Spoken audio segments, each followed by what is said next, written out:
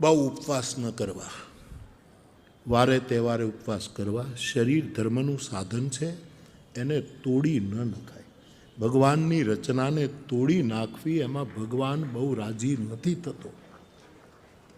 ઉપવાસ કરો, વ્રત કરો, ચિત્તશુદ્ધિ માટે અમુક નિયમો જરૂરી છે, પણ આમ અને પછી તમે ઉપવાસ ઉપરા ઉપર ઉપવાસ કરો અને પછી આખા ઘરને ચીડચીડ કરીને ખીજાણા જ કરો. એના કરતાં જમી લો ને તો સસ્તા પડો.